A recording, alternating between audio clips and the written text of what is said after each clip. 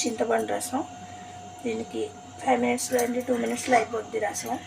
చాలా టేస్టీగా ఉంటుంది. 2 గ్లాసెస్ వాటర్ వేసుకోవాలి.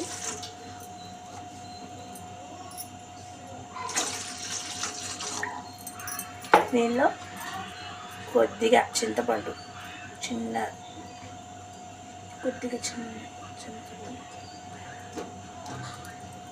వేసుకొని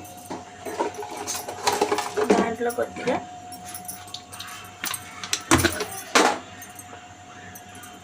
లైట్గా పసుపు,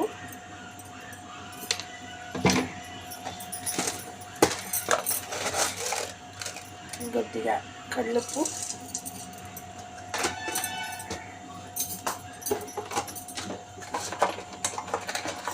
ఒక చిన్న బెల్లం గడ్డ. వీటిని కొద్దిగా మరగనివ్వాలి. ఇలా 5 మినిట్స్ బాయిల్ అవ్వనివ్వాలి.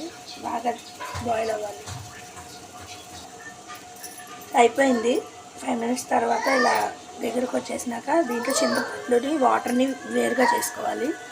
నేను ఆఫ్ చేసేస్తున్నాను. దీనిలో ఉన్న ఉప్పు అంతా తీసేసాను. ఓన్లీ వాటర్ ఒకటే ఉంది దీంట్లో. దీన్ని ఇలా పక్కకు పెట్టేసుకొని ఇలా తాలింపుకి ఒక కళాయి తీసుకోవాలి.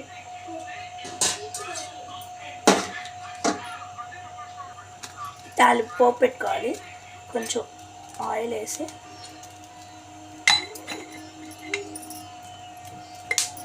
అది కొద్దిగా హీట్ అవనివ్వండి.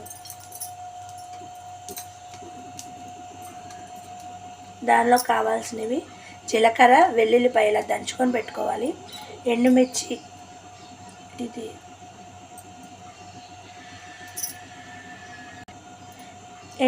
మినపప్పు, ఆవాలు, మెంతులు ఇవన్నిటిని ఆయిల్ హీట్ అయ్యాక దీనిలో వేసుకోవాలి. ఫస్ట్ బాగా ఆయిల్ హీట్ అయ్యాక దీంట్లో జీలకర్రను వేసుకోవాలి, వెల్లుల్లిపాయలు వేసుకోవాలి. ఫస్ట్ ఆ రెండు ఫ్రై అవ్వాలి.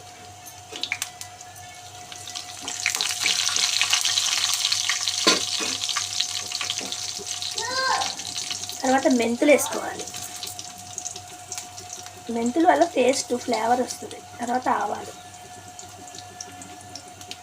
లాస్ట్లో మినపప్పు వేసుకోవాలి.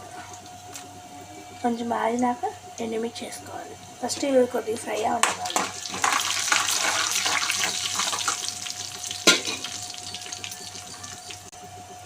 ఫ్రై అయ్యాయి కదా, ఇప్పుడు దీంట్లో ఎండుమిర్చి వేసుకోవాలి. మన కారాన్ని తగ్గట్టు వేసుకోవచ్చు. నేను కొంచెం వేసాను. తర్వాత కరివేపాకు లాస్ట్లో కరివేపాకు వేసుకోవాలి.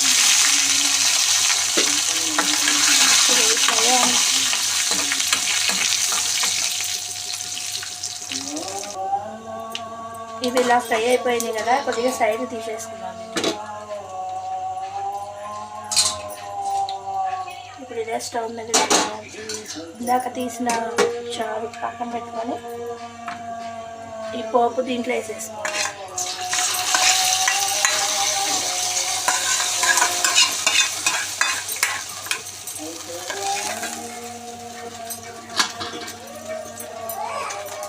కొద్దిగా మరగనివ్వాలి చారు.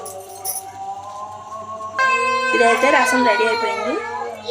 క్లోజ్ చేసుకొని 5 మినిట్స్ ఉంచుకోవాలి, స్మెల్ బయటికి పోకుండా.